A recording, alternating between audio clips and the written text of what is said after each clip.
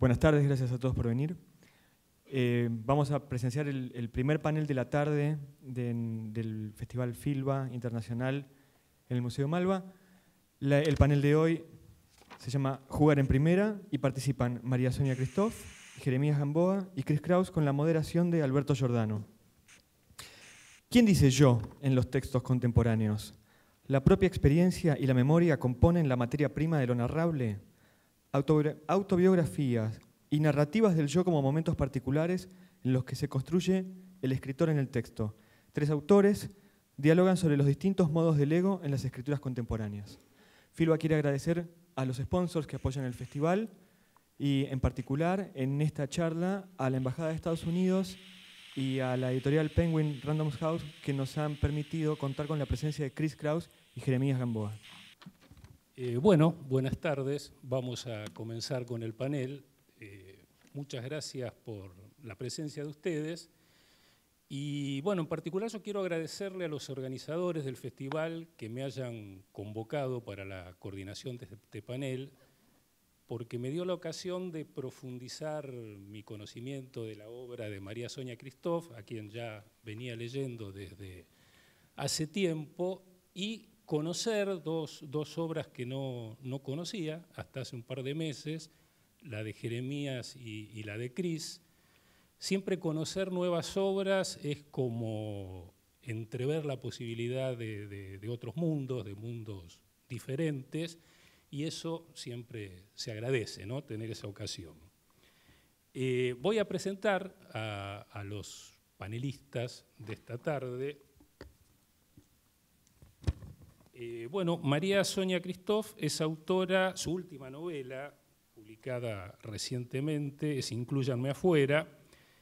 Anteriormente publicó Bajo Influencia en el 2010, Desubicados en el 2006 y Falsa Calma en el 2005. Además compiló Idea Crónica del 2006, que es una antología de textos de no ficción de autores iberoamericanos, y Pasaje a Oriente, que es una compilación de narrativa de viajes de escritores argentinos. Escribe en distintos medios de periodismo cultural y dicta clases en la Escuela de Escritores del Centro Cultural Rojas y en la Maestría de Escritura Creativa de la Universidad de 3 de Febrero. Jeremías Gamboa es limeño, de Perú, es escritor, periodista y profesor, dictó cursos de periodismo y literatura en la Universidad Peruana de Ciencias Aplicadas y en la Pontífica Universidad Católica del Perú. Ha sido columnista de varias revistas, Somos, Caras y Hacia Sur. Es autor de un libro de cuentos, Punto de Fuga, que acaba, digamos, muy recientemente, es del 2007 y muy recientemente tiene la edición argentina. Y su primer novela, una novela autobiográfica, un Bildungsroman, ¿no? Una novela de aprendizaje, se publicó en el 2012, Contarlo Todo, y también tiene una edición argentina. Chris Kraus es norteamericana, es escritora, directora y profesora de cine. Trabajó como periodista especializada en cultura underground y ha publicado tanto ensayo como ficción. También este año se publicó la traducción de una novela interesantísima de ella, Verano del Odio, y además es autora de I Love Dick, Aliens y Anorexia. Black Dick es de 1997, Aliens y Anorexia del 2000 y Torpor del 2006. Yo preparé cinco ejes como para ver si podía motivarlos a los participantes. Cuando los venía releyendo en el viaje me di cuenta que por una especie de deformación personal, yo soy profesor, me salieron tipo consignas de trabajo práctico, no me había dado cuenta cuando se los mandé, ¿no? Hay como una introducción y una pregunta, pero bueno, espero que no sean inhibitorios como suelen ser los trabajos prácticos y que sean estimulantes. Les voy leyendo lo que escribí y les envié a los integrantes del panel. El primer eje, entonces, una de las tendencias artísticas más visibles y vigorosas de las últimas décadas es el llamado giro autobiográfico o giro subjetivo. Una tendencia que se manifiesta espectacularmente en la práctica de escritores, teatristas, artistas plásticos, videastas y cineastas que recurren al registro, la memoria o el recuerdo de vivencias personales, es decir, que apuestan a la transformación en obra de la propia vida. En el campo literario, este proceso se volvió perceptible no solo a través de la profusa publicación de escrituras privadas o íntimas, diarios, cartas, confesiones, autobiografías, memorias, de weblogs de escritores, sino también a través de la profusión de crónicas, relatos, poemas y ensayos que juegan a desconocer las fronteras entre escritura y vida real. Entonces, a partir de este estado de cosas más o menos consensuado, las preguntas que les planteo a los panelistas y bueno, que les voy a pedir que vayan contestando, es bueno, ¿qué juicios u opiniones le merece la existencia de este proceso en la medida en que este proceso, que suele ser tema de discusiones, digo, no es meramente una constatación, sino que en general hay evaluaciones cuando se lo observa, digo, en este proceso coexisten tanto la autocelebración narcisista como la exploración de lo desconocido de sí mismo. Parece que son como dos fuerzas que entran generalmente en tensión y que se resuelven para uno u otro lado en las distintas manifestaciones de este proceso. Por otro lado, lo que les pregunto es si reconocen algún vínculo entre las propias obras o entre en algunos momentos de las propias obras y esta tendencia colectiva. Bueno, esas serían las preguntas como para comenzar. Jeremías, ¿tenés algo para decir al respecto? Sí, bueno, sí, algún par de consideraciones me parece que serían interesantes, ¿no? A partir de mi experiencia, que todos tenemos una experiencia particular con la primera persona, no necesariamente la misma, ¿no? Pero sí, tuve una que comparto. Para empezar, no estoy tan seguro de que la primera persona sea el instrumento para revelar lo más profundo de uno. A lo mejor la tercera puede revelar mucho más si uno encuentra un personaje lo suficientemente alejado de su biografía para depositar en él las cosas más inconfesables de su vida, ¿verdad? Si uno escribe sobre un alter ego más o menos parecido a uno, que tiene sus rasgos biográficos y tal, va a ser mucho más difícil contar lo más inconfesable, lo más secreto, ¿no? Que suele ser, desde mi punto de vista, la materia más importante e interesante en el trabajo de la ficción. A veces hay escritores que han, en una tercera persona, volcado mucha más interioridad que la que han volcado en un personaje en primera. Pienso, por ejemplo, en Flaubert. Sí, creo que parte de su mayor sentimentalidad, su lado más naif, está volcado en Madame Bovary, y Madame Bovary es un personaje narrado en tercera persona, ¿no? A mí me ocurre que en mi novela yo, digamos, siguiendo un poco el ejemplo de Jack Kerouac y Henry Miller, escribo sobre un personaje que tiene las señas biográficas mías, que se llama Parecido a mí. Y en mi novela, que tiene como 500 páginas, durante las primeras 350 usé la primera persona y me fue muy bien, porque contaba la historia de un chiquillo adolescente que empezaba su vocación en Lima, y el material que abordaba no era tan quemante, era un material más social, de alguna manera, más asociado a los otros. De hecho, la sorpresa está en el descubrimiento de otras personas, como ocurre en una novela de formación, es un chico que está mirando el mundo. Y entonces esta primera persona, que es la que yo leí, habla de los otros. Para hablar de los otros, la primera persona es estupenda, en ficción. Y sin embargo, cuando el libro avanzaba y el personaje se iba acercando a la edad que tenía yo, se iba metiendo en los temas que me tocaban a mí, empezaba a tener sus primeras relaciones amorosas y tenía que contar problemas de separación, celos, rencor, asuntos mucho más profundos e internos, esa primera persona me empezó a fallar. se empezó a esconder, no quería aparecer sobre el teclado, se resistía. Y entonces lo que hice yo, que es lo que creo que un escritor debe hacer cuando está trabajando un libro, es escuchar al libro, y el libro me empezaba a pedir una tercera persona. En mi novela ocurre que la novela es narrada por un narrador en primera persona y empieza a aparecer la tercera, en verdad, contra su voluntad. Escribía ciertas cosas y aparecía tercera persona. Volvía a primera, la novela volvía a pasar a tercera, yo volvía a traer la novela primera, hasta que la tercera ganó y dije, ya, pues que sea en tercera, y terminé de contar la novela en tercera persona. Estos procesos son procesos absolutamente irracionales, son intuitivos, y me parece que cuando una novela está viva tienen que ser así. Yo recién he reflexionado sobre ellos posteriormente, he tenido un discurso que le he dicho a los periodistas, que los periodistas se han creído, yo también, que es que la novela coge una soberanía y por lo tanto se narra a sí misma, y por eso usé la tercera persona. Pamplinas, yo usé la tercera porque no podía narrar esas partes tan íntimas usando una primera persona. Y en ese momento el libro se desdobla, uso una tercera persona y hablo de Gabriel Lisboa como un otro.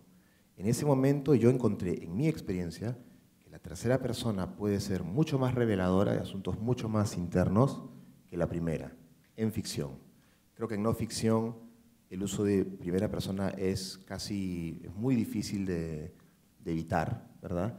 Y te coloca ante una posición muy, muy dura, que es la posición que tiene Joan Didion cuando escribe, por ejemplo, o que tiene un Philip Roth cuando escribe Patrimonio, o Paul Auster cuando escribe La invención de la soledad. Es una primera persona que hay que sostener con un valor sorprendente, digamos. Y esa es la tendencia que ahora está, es muy profunda, es muy intensa y es muy interesante porque se han producido libros extraordinarios desde esa primera persona confesional. A mí me encantan, los leo y espero alguna vez escribir un libro así. De hecho, ayer leí una primera página de una novela así de acá a 30 años, porque ahorita no me atrevería. Tampoco tengo la comprensión suficiente para abocarme a una tarea así. Creo que si uno escribe una novela en primera persona, una novela de no ficción en primera persona, uno debe tener una comprensión más o menos meridiana sobre aquello que va a narrar, sea tu padre, sea tu madre, sea tu familia y tal. La ficción tiene la ventaja de que uno escribe sobre cosas que no comprende bien, y para eso el uso muchas veces de la tercera o de la primera es igualmente potente. Así que esa es la experiencia que tengo yo. No estoy tan seguro de que de la primera sea la fuente para entender el lado más íntimo. Muchas veces uno encuentra, y con esto voy a terminar mi intervención, uno encuentra que una tercera persona puede ser mucho más reveladora si está centrada en asuntos que te tocan profundamente. Yo pongo este ejemplo. Una novela como La tía Julia y el escribidor de Mario Vargas Llosa, en un sentido puede ser menos reveladora que La fiesta del chivo, ¿verdad? La fiesta del chivo es una novela escrita en tercera persona, pero los asuntos a los que se enfrenta el chivo, que es un tipo poderoso y que está declinando, a lo mejor están más cerca de Vargas Llosa de lo que los personajes de un libro en primera. ¿Me explico? Entonces, hay ciertos asuntos de uno que la tercera persona puede reflejar mejor que la primera, ¿verdad? Sin embargo, tenemos, y ahora sí, prometo terminar, que por ejemplo en El pez en el agua, Vargas Llosa puede referir en primera con enorme valor la experiencia de golpizas y maltratos que su padre le infligió a él y a su madre cuando él era un niño, ¿verdad? Todo depende de aquello que quieres decir, porque la primera o la tercera persona no son puntos de partida, sino son mecanismos a través de los cuales llegamos a los asuntos que queremos, no sé cómo llamar, no es transmitir la palabra, es que queremos revelar de nosotros mismos, ¿no? Yo creo que vos habías preguntado en principio si era una cosa, algo que ver con el ego, la exploración narcisista, sí, o un gesto de narcisismo. Bueno, primera, digamos, me parece que puede haber tanto narcisismo en el uso de la tercera, la primera, o me parece totalmente desligado de eso. Digo, también incluso en la propuesta de Filba decía distintas modulaciones del ego que me resulta bastante gracioso porque las modulaciones del ego las he visto en tercera persona, en el objetivismo más crudo, en fin. O sea, yo por lo pronto sacaría las neurosis personales de los tipos de relatos en los que uno incursiona. Realmente lo separaría, no digo que se excluya en la primera persona del narcisismo, sino que eso me parece que va por otro lado, ¿no? Y después la segunda parte que tiene que ver con la exploración de uno, que es un poco lo que tomaba Jeremías, a mí me resulta también muy extraña a partir de la primera. Creo que tal vez porque nunca me propuse confesar. No pienso realmente la literatura en esos términos, ni en primera, ni en segunda, ni en ninguna persona. Sinceramente no pienso sinceramente confieso que no pienso la literatura como confesión. En cambio sí las mesas redondas, donde vengo a confesar todo.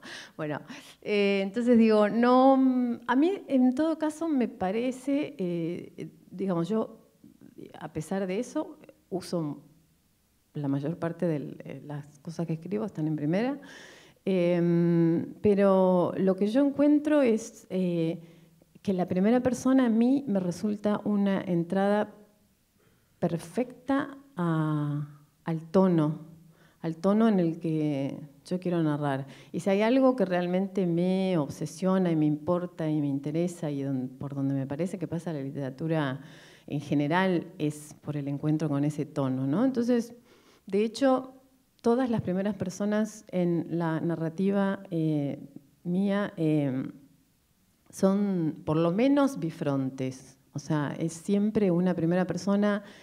Por eso en un punto quería leer primero, porque me parece que este inicio de cuento un poco lo puede mostrar, ¿no? Digamos que hay un inicio donde no se sabe bien si las palabras son de esta mujer, la diputada, o si son del diario que esta primera persona que narra está leyendo, porque de hecho hay como un léxico que evidentemente es muy de diario de pueblo, ¿no? Así como las fragancias florales y todo alambicado, y por momentos son comentarios de este yo que narra, ¿no? Entonces, en realidad ahí hay como tres voces a partir de esa primera persona que sostiene el relato, y en general trabajo así siempre, en ficción y no ficción. No me parece que están tan demarcados los terrenos de la ficción y la no ficción, pero esa es otra discusión. Con lo cual, para mí no es una entrada a una capa más profunda donde uno puede narrar, sino más bien una entrada a un tono. Un lente de aproximación. Mi experiencia como ficcionador, que he usado ambas voces, es que te ofrecen dos lentes de aproximación diferentes a lo que quieres contar, ¿no? Yo no sé qué pensará Chris, pero hay un consejo que da Jonathan Franzen a los escritores de ficción.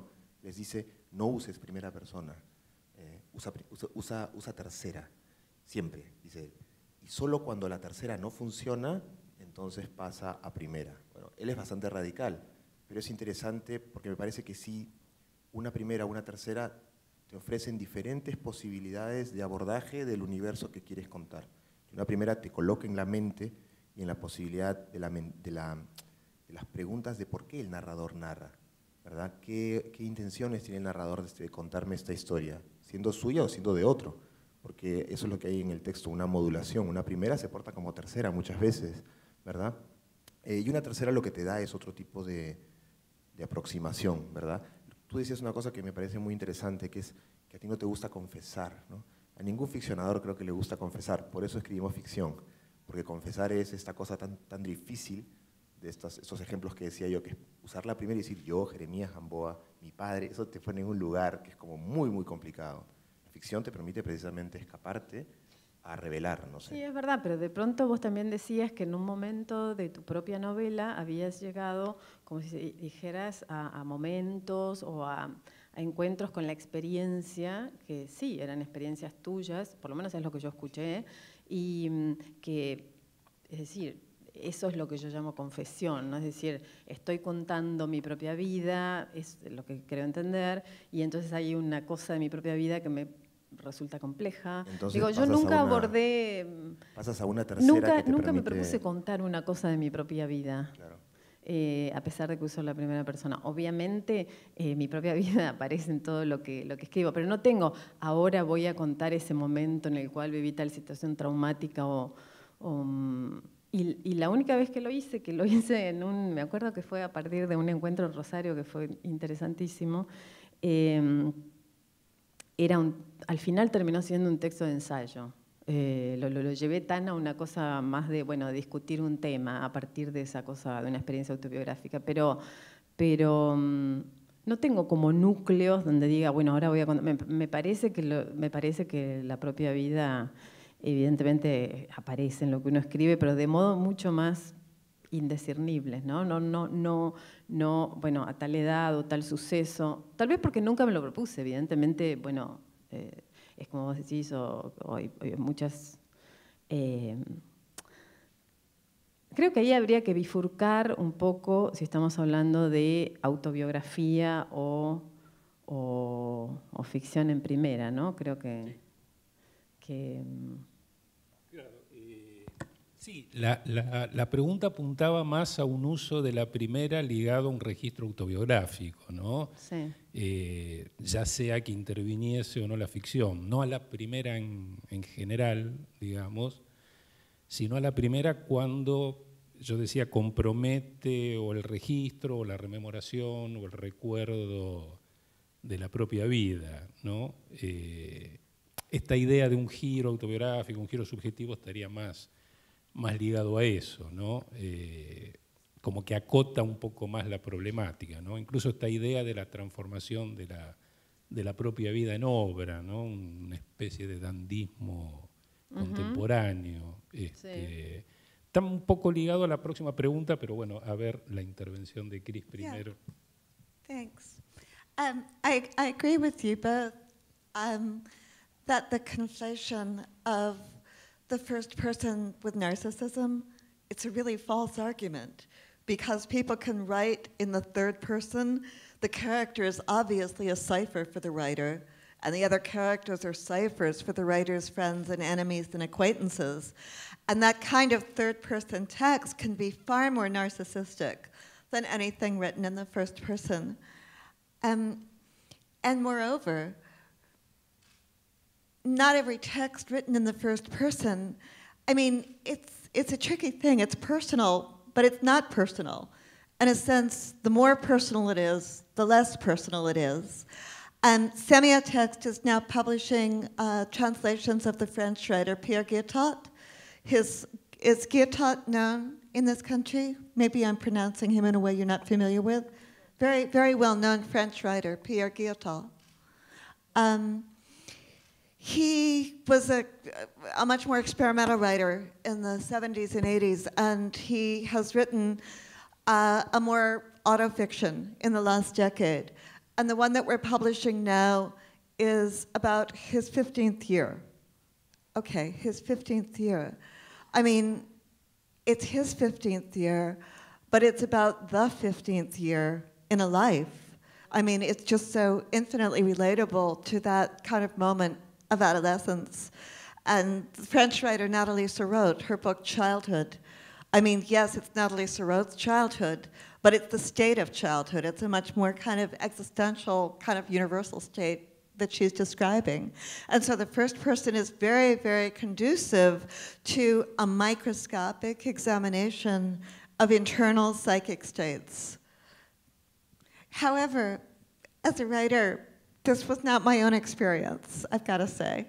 My experience was almost the reverse. My first two books, I Love Dick and Aliens and Anorexia, they were both written in the first person. My third book, I felt, was much more personal. It was like a prequel to the first book, I Love Dick, Amo a Dick in Spanish. And it told the story of how the condition of the first book could have arisen. It had a lot to do with the experience of the male character in I Love Dick, who's a child survivor of the Holocaust. And there was a lot of writing in it about the details of a marriage and about historical trauma. And this material was so charged and so personal that I felt it had to be treated comically, funny. It had to be funny. But you can't treat material like that, or I couldn't find a way to treat such charged and traumatic material in the first person and still have it be funny. My character had to be like a clown. The male character had to be like a puppet or a clown. And the only way of doing that was to create them as paper dolls, as third-person figures, and move them around. And I found that was a way, for me, that was a way of moving much deeper and more internally into the relationship between the characters than the way one would speak in the first person. Claro, porque también me parece que, digamos, la idea general es, bueno, escribir en primera persona, ¿no? De eso estábamos hablando. Y quizás es verdad que hay mucha gente que escribe en primera persona y no necesariamente escribe autobiográficamente, en el sentido de debe ser esto, ¿no? Bueno, el cumpleaños de 15 o, digamos, un tema que te toque como muy explícitamente de cerca, sea un tópico que casi incluso lo puedas dibujar o escribir o, ¿no? Como poner sobre la mesa, digamos. Me parece que es muy distinta digamos, narrar en primera persona no necesariamente debería llevar a la idea de que eso es necesariamente un capítulo de una autobiografía. No, seguro. Todo lo contrario, muchas veces es todo lo contrario. O sea, claro. La primera persona lo que permite es acercar aquello que probablemente sea lejano. Muchas veces es una experiencia, es lo que me pasó a mí. Me dicen, la primera parte de tu novela es muy confesional. Porque el narrador escribe en primera persona, escribe sobre lo que le pasa a él.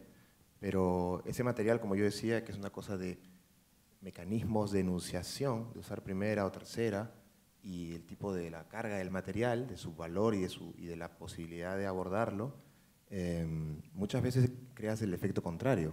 Un material mucho menos doloroso, mucho menos difícil, yo lo pude, digamos, trasvasar a una forma novelesca desde una primera persona con mucho más control que el material mucho más complicado que me exigía a mí el uso de una tercera persona.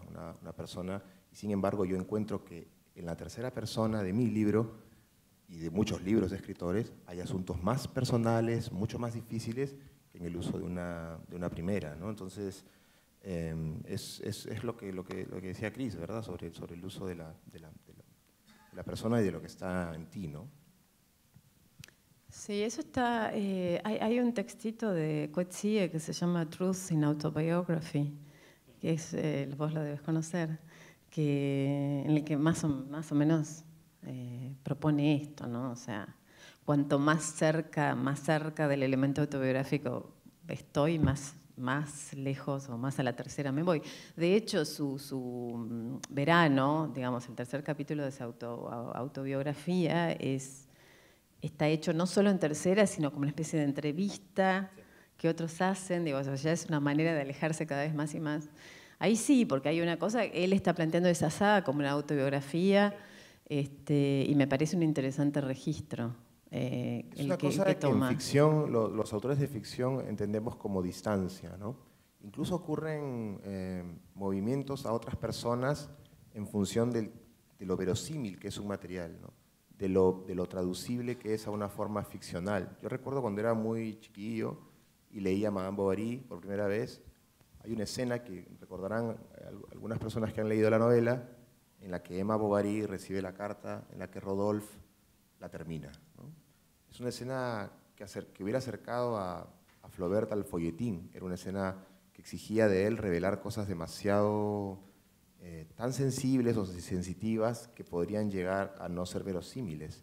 Y lo que hace Flaubert, que está narrando en tercera persona, nunca deja de narrar en tercera persona, es alejar la cámara, por decirlo de alguna forma, y narrar el momento en que ella recibe la carta desde la conversación de dos vecinas que están rajando de ella del otro lado del vecindario y dicen, mira, ¿no? Pobre mujer. Nosotros que somos los lectores de la novela sabemos el drama que está ocurriendo probablemente en la cabeza y en el corazón de Emma, pero la narración ocurre a 40 metros de distancia, porque el material tiene tal nivel de carga que Flaubert prefiere controlarlo desde un lugar que lo aleje más de esa posible decepción que debe contar en ese momento, ¿no? La tercera persona, además, no pierde las capacidades de la primera, porque en la ficción nosotros podemos meternos en la cabeza y en el corazón del personaje que querramos usando tercera persona. Entonces, es una cosa de colocarte en un cierto lugar o no frente al material, ¿no?